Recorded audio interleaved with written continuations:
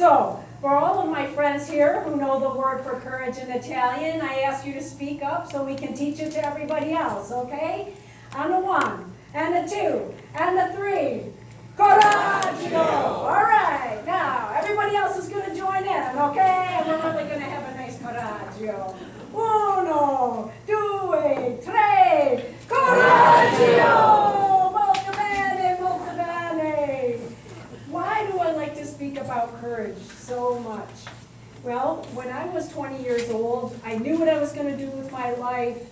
I was going to be a medical doctor, and I was going to help other people, especially in healing. And I believed that I had been given a strong body and a strong mind so I could do just that. But I came home from college my sophomore year, and in the middle of the night, I was jarred awake. And it felt like someone had taken a sharp, hot poker and stuck it in the center of all of my joints. And it burned, and it hurt so much, I was curled up into a ball. And so I went to our family doctor. He took some blood for tests, and he invited me to come back. And when he came in the room on my return visit, he said, "Okay, Lisa, I have some bad news, and I have some good news for you." He said, "The bad news is you have rheumatoid arthritis." And I said to him, "Oh, arthritis doesn't sound so bad. You know, my Italian aunts, they complain about arthritis when they're kneading the pasta dough. You know, tell me what I need to do because I'm going back to school in fall and I'm going to be a doctor." And this doctor said to me, "Oh no, Lisa, you're not going to be able to finish undergrad and you're not going to be able to become a doctor. You have a very severe form of rheumatoid arthritis and it will cripple you." And that's one of my most important messages, not to listen to the negative sayers. And so I just kind of wanted to tune him out. And then he said, "Well, here's the good news.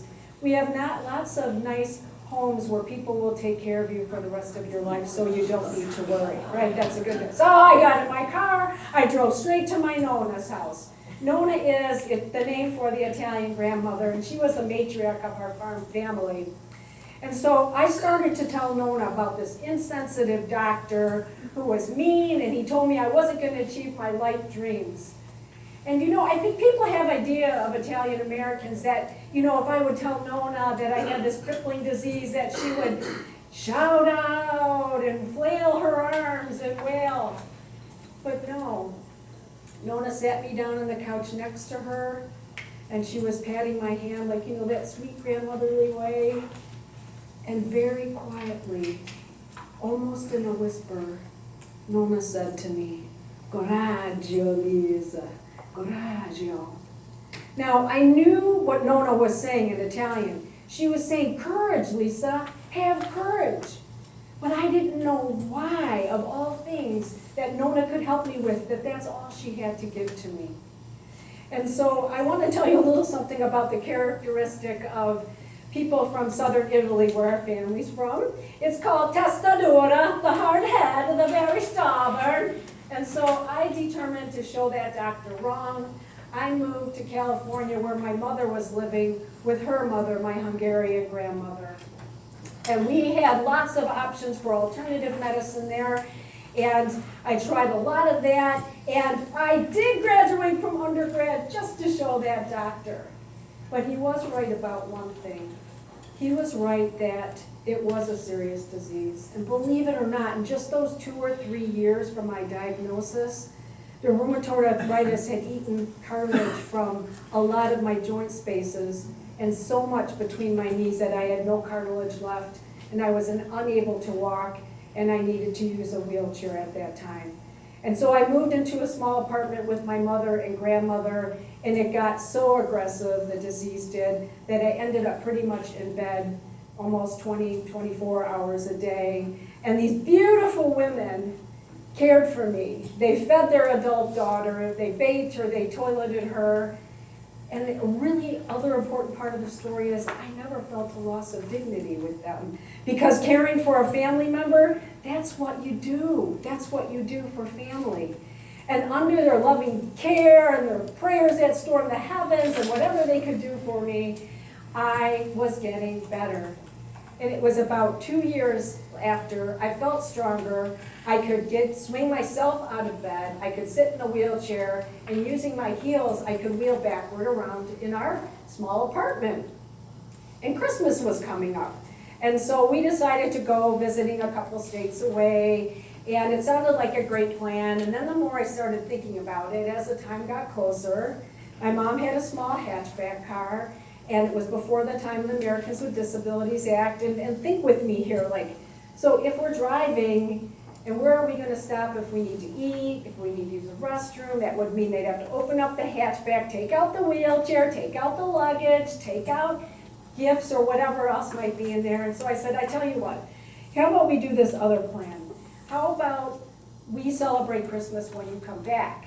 And we had a family friend who was around my age and a lot of fun, and she wasn't going home either, so it worked out for both of us that she came to the apartment. We would be together for a couple days, and then Mom and Grandma would return and we would celebrate our Christmas together. And so off Grandma and Mom go in the car, and shortly after that, shortly, within less than an hour, I hear this young woman, and she's making telephone calls to try and buy a plane ticket home because she's homesick. Now this is also before the time of cell phones. I have no way to contact Mom to tell her that I'm going to be alone. But I said, hey, you can do this. It's the first time you're going to be home alone for about 2 years, but the friend got down a bowl and a spoon and a cup and things such as that, and then I was determined to do this. Off friend goes. And so I was home alone in that small apartment to receive a call from a volunteer in an emergency room a couple states away. And the volunteer said, I'm sorry, Lisa, there's been a terrible auto accident, and your mom has died. And your grandmother most likely will, but the sooner you can give our ER permission to get her into surgery, the more quickly we can try to save her life. And bless that sweet soul, she did not make it through that endeavor. And you know something? That was the greatest karate kick to my soul I had ever experienced. And I was determined to give a eulogy that would show people the light and joy of my mom, Julia. The best way I can describe her to you is that she was like Julie Andrews in The Sound of Music. She had the tall German-Hungarian jeans. I had the short Italian jeans, but she was about 6 feet tall, blonde hair, blue eyes, always had her guitar on the back. And so when it came time to give the eulogy, someone got in my wheelchair and wheeled me around to the front of the chapel to face everybody. And I started speaking confidently about this beautiful woman, how when she walked through the door with her guitar, would light up the room with her light and her joy. And then my point, like that. You could see people's eyes shifting, thinking, oh no, she's ready to have a nervous breakdown or start crying or something like that. But I knew it wasn't because I was becoming emotional.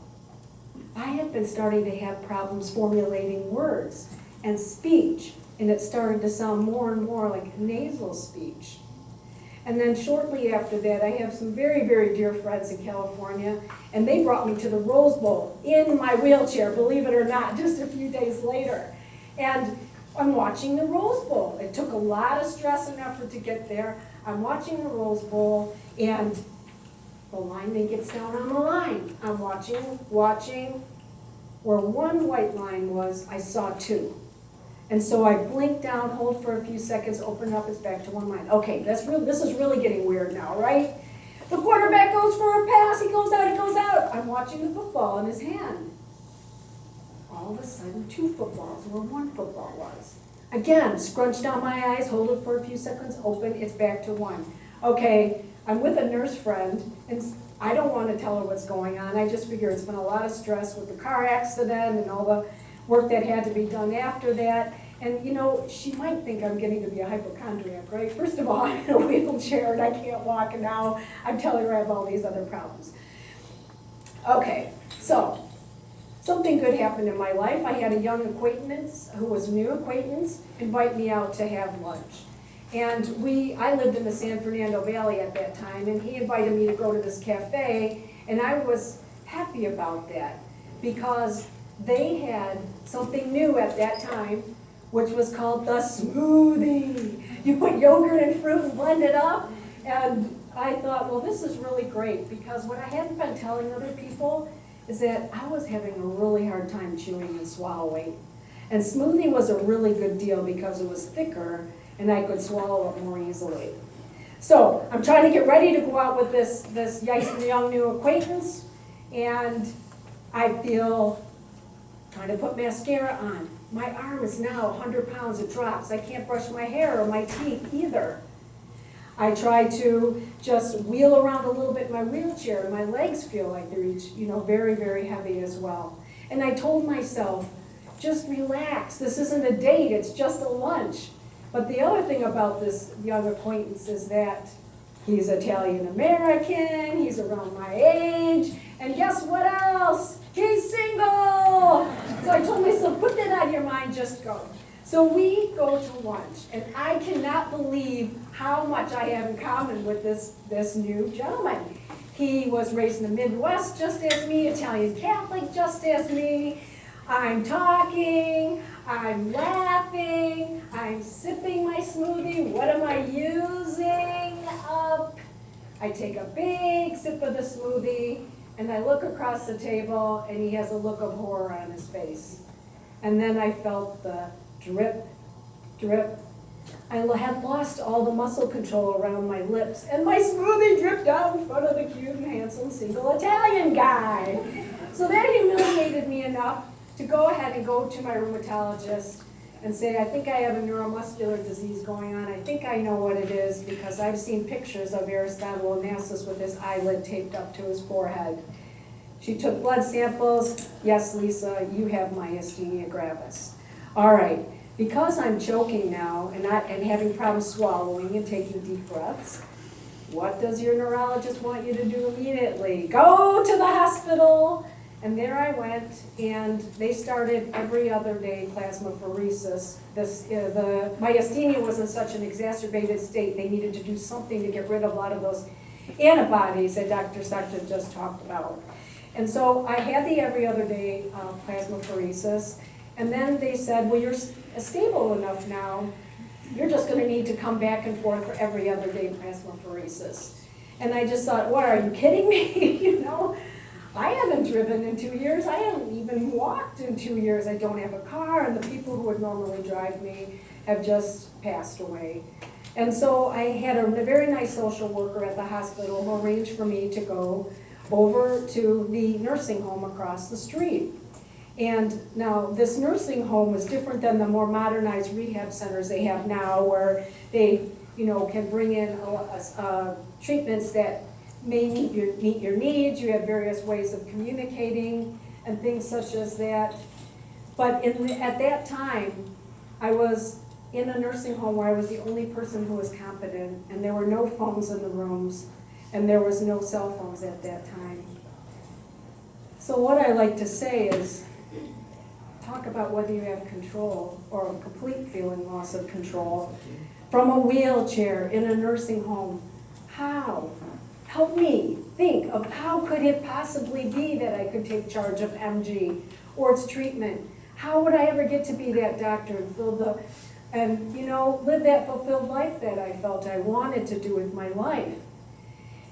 Especially with myasthenia, when you feel that you can't even control your own muscles to walk or brush your teeth or eat. And being in this nursing home on top of it, you might feel like you don't have any control. And for me, I would have the plasmapheresis. I would have the big bandages on my arms where the harpoons were, and then I would feel that the nurse would rush out of the room and she'd leave the call button behind me on the wall. No way to do it, right? I'm the very last room in the hall. So what I like to say is that I have no voice. That took away my voice. And then the cleaning crew would come, clamps my wheelchair, put it up against the wall. You know what I say? They took away my legs. And I was starting to feel better, and I wanted to be able to progress from eating just pureed foods, semi-solids, but somehow have that transition plan, and then a transition plan to go out and back in the community and go back to my apartment. But when I asked the nurse, may I please speak to the dietitian?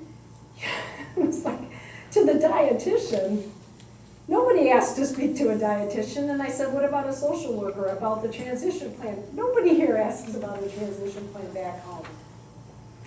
I feel that I had no power, right? And so here I am, I'm trying to think, how did I get here? What am I gonna do? And I think the times in the nursing home that were the worst was at night, when the nurses would shut off my light and they would pull the door shut, and the cries of the people with dementia around me would die down. And I was left with those mind tormentors, them just thinking about all of these things. And I remember in the middle of one of those nights, just crying out to God, saying, God, you've gotta help me. I feel like I'm sliding down the slimy vortex. I can't grab onto anything anymore. I can't stop myself with my foot. You gotta help me. And in the quiet and still of that nursing home night, I heard the small voice in the back of my head. And guess who it was? Nona. Corragio, Lisa, Corragio. And you know what? I got what Nona was saying. Nona was trying to tell me in her own simple terms stories about women from her town in Italy. These women, they lost their babies during childbirth, their sons during wars, their husbands while laboring in the field. But they kept moving forward with their faith and with courage. They kept moving forward, doing something every day, whether it was taking the farina and going to the oven on the only day of the week that they could bake their bread, or getting kindling to boil water for their family for food, finding workarounds, finding that determination, courage to move forward. And so, in the middle of that nursing home night, from a wheelchair, in a nursing home, with courage, I can take charge of MG and its treatments, and I can live a fulfilled life. And taking that message, I was able to get out of the wheelchair and out of the nursing home, and I was able to go to law school and become an advocate attorney for people with disabilities, then work for the Michigan Senate as a policy advisor, a governor, as a policy coordinator, and as an administrative law judge. All through about 13 surgeries, including a thymectomy, lots of joint replacements. Corragio!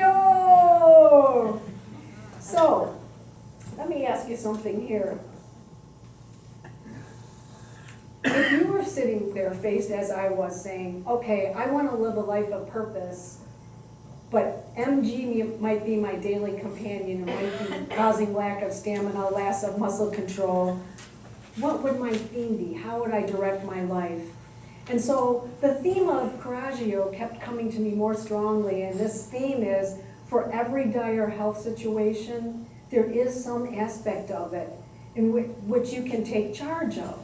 And that taking charge helps to move forward. And the taking charge helps you come up with ideas to work around, so that, as me, I was able to come up with a career that I could do with my physical disabilities and then still achieve purpose in my life. And Esther's always really gracious in letting me talk about some of my ideas on how to take charge of MG. And I used to, if I woke up weak, never understanding why from one day to the next was MG exacerbated, right?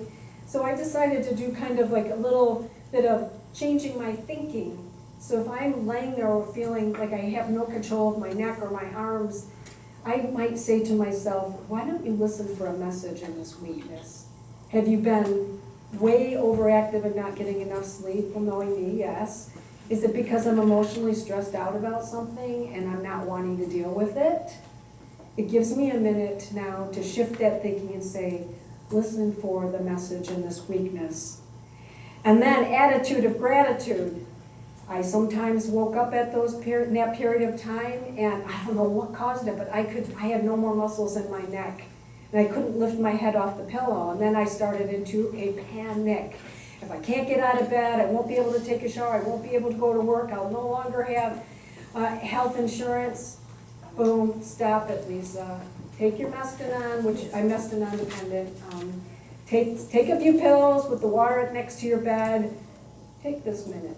Consider this as a little bit of, a bonus for you that day so that you can start making that list of gratitude. And for me, starting with the list for gratitude, it's the little things that matter. It's the fact that I can see the sun has come up, I can hear the birds outside of my house, and in just a few minutes, maybe 2, I suddenly feel really rich. And I've shifted out of my panic and thinking about Lisa and thinking about MG to thinking about what I'm grateful for. And I think that really helps build resilience. Lifestyle. Many of you have heard me talk about diet, sleep, exercise. Because we're short on time, I'll just try to summarize really quickly. Diet, let me just say it this way. I'm the only one putting food in my mouth, right? I can take charge of how healthy I feel, even in that way of try to eat things that are going to nourish my muscles and my body in case I get in the exacerbated state. Sleep, I always look at Esther because she knows I always cheat on this. Is the hardest one for me. I have one last thing to do. Sleep hygiene is really important. TV, pets, whatever it is that might keep you up. Think about how even that change, you've now taken charge of MG and made yourself healthier. Exercise also, I say I have the better excuse than anybody not to exercise, right? I shouldn't be moving my joints too much so the RA doesn't get kicked up. I shouldn't be using my muscles too much to save energy for MG, but I've been able to always find a way to do something to keep my muscles strong. And the way I think about it is that I want my muscles primed. So in case I get in an exacerbated state of myasthenia gravis, my muscles were at 100% when I get there. Some of the things that are newer to me in my life is chronic illness psychology. And I cannot even tell you what a treat you are in for to hear Dr. Jerome speak in a little while. I was on a pain commission appointed by the governor. I met Dr. Jerome there. They said he's a pain psychologist. He's a person who helps people with chronic illness. Why did nobody tell this for me for like more than a dozen years? Some of those items I was mentioning to you, the switches in mindset that can help you turn a positive attitude. I remember meeting Esther. She used to be a baseball player. That was your life, traveling around all over different states playing baseball. And then to find out with MG that she might not be able to play baseball.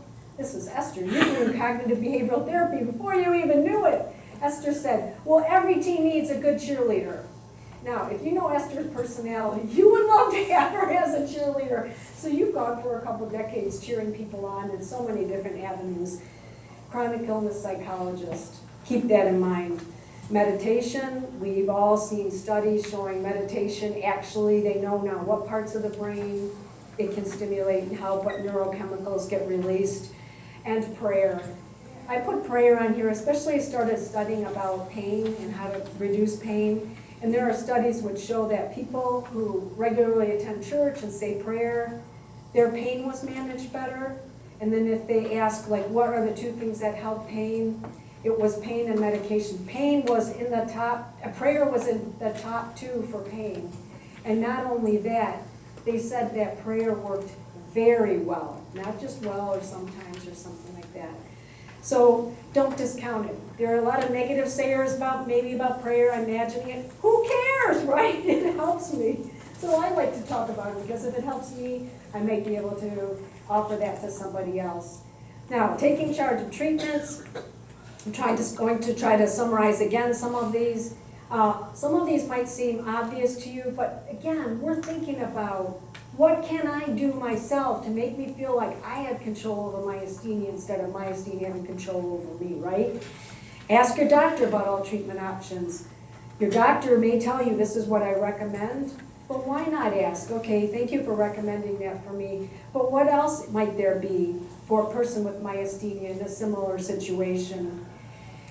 Really big on asking MG, the MG Foundation in Michigan, what resources they might have, where are your support group meetings, I was very fortunate when I was first diagnosed with MG to call the MG Foundation in California, and they put me together with someone who was close to me in age, who was a listening ear, who had tried a lot of the treatments I was considering, and so therefore I mean, what could be better than that with a person who sat in your shoes, encouraging you to go on, telling you what worked for them. So, also, you may arrive at situation IVIG or something like that where your insurance company might not be covering it, or you might need it in your home, they might not cover that. Ask your insurance company for options or what other steps you might need to get through to be covered. And something that many people don't know is you can ask, most insurance companies have a case manager. And that person, you can humanize yourself to that person. Explain your situation, give your doctor's name, give what treatments you have, and maybe they can advocate for their very own company on your behalf. And these slides will be available to you, so if you want to share that with anyone else. As you know, I have been most recently working on the opioid crisis and on pain management, and I had asked, could I speak about it here?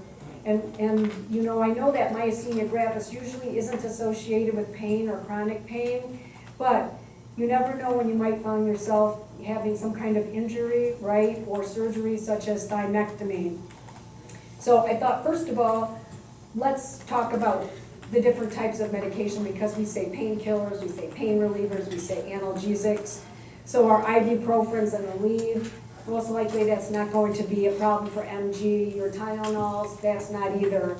But when we get into the opioids and narcotics, they work on the peripheral and central nervous system. So right away we should be thinking, MG alert. You know, one of the effects of opioids and narcotics is to depress the respiratory system. That's something I'm always trying to keep up, right? The ability to take a breath and a deep breath. So if you may consider this, and up until about 2 years ago, there really wasn't overprescribing of opioids. So alert for MG, you're going to want to talk to your physician about that. Make sure your neurologist knows that, all right? I just talked about this first point. Talk to the doctor, not only is aware that you have MG, but understands MG. And also ask your doctor, anesthesiologist, alternatives to manage pain. And I'd say the last 3 or 4 surgeries, I had nerve blocks, whether it was elbow replacement or ankle replacements. They only really had anesthesia from my shoulder down for the elbow replacement, or my knee down for my ankle replacement. And very minor, a little bit of narcotics during anesthesia. And the last surgery I had, I went in and said, hey, is there any way I can do this without narcotics? And it's a big medical center in the state of Michigan. They said, oh sure, we have a protocol for that, not a problem. Why aren't they telling people about that? I think they're becoming more aware of it. So another one of my little tips for you.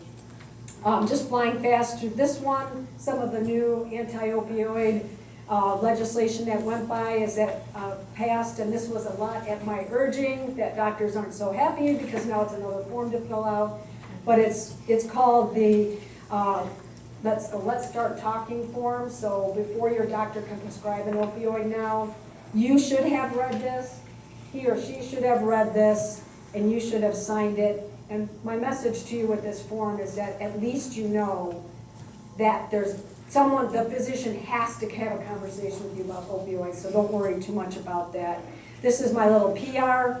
2/3 of the people who misuse medications get it from a family or friend. I see it happen in our office all the time. I've got a really bad migraine. Do you have any of those pills? Oh, sure. That's a federal crime you just did. Again, only use MG medications that is prescribed for you. Another way of taking charge that I asked if I could speak about, because I really strongly believe in this, is advanced care planning. Sure, I'm young. I don't think I'm going to die anytime soon. It gives me peace to know that I filled out a designated patient advocate form. And just talking about cognitive behavioral therapy, again, it's that I used to have this real fear. It was a true paranoia about being intubated. I did not understand why I was so freaked out that they might intubate me. And so I talked to a psychologist about it, and we got down to the roots of, I thought that I wouldn't be able to communicate, and that was really what was behind it. How was I going to communicate? I'm hungry, I'm thirsty, I'm hot, I'm cold, I want to get out of here, whatever it is. So in my designated patient advocate form, even though it calls for you to, for your advocate to come in after you can no longer make decisions for yourself, I went ahead and wrote in big, thick ink that if I am intubated, here's what I want. I want a notepad, I want a pen, I want to make my decisions, and I want you to sit next to me and listen and try to figure out what I'm trying to say. And once I wrote that down, all of that paranoia and that real deep-seated fear is alleviated. I passed my healthcare planning form around to people, especially when I'm going to have surgery with anesthesia. I try to make sure people know, okay, if you intubate me, just know I want to communicate with you. Please try to help me communicate with you. I'll be cognizant. I know what I want. Just help me. I thought that the last slide here, what I could leave with you, is a link to the Peace of Mind booklet that the state of Michigan puts out. This Peace of Mind booklet is free. You can fill it out yourself. You can do your designated durable power of attorney for health care on your own without an attorney. Sorry, Jim, I just took business from you back there. But if you want, see an attorney, but you don't necessarily need an attorney, but you'll need some witnesses. I love this Peace of Mind book because it starts with things such as, here's where my medical records are stored. It has a statutory will that you can fill out also. Their designated patient advocate form says that the life-sustaining treatments includes food and hydration. Personally, I want water and I want food, even if I'm in a persistent vegetative state. I cross that part out and then I write over it and say I want it. I just want to let you know that's in there. So if you're filling it out, you may want to put your preference one way or the other and make sure that's known. But again, I have charge over myasthenia and my health care by filling these forms out. And so I just ask you, like in this next week, think about some of the workarounds we talked about to help you feel that you have control over myasthenia. And maybe that you can help your loved one who has myasthenia by some of these workarounds we're talking about, okay? And as you're thinking about that, as you're taking these steps this week, don't forget to say to yourself the Italian word. Ready? Corragio! Grazie, grazie.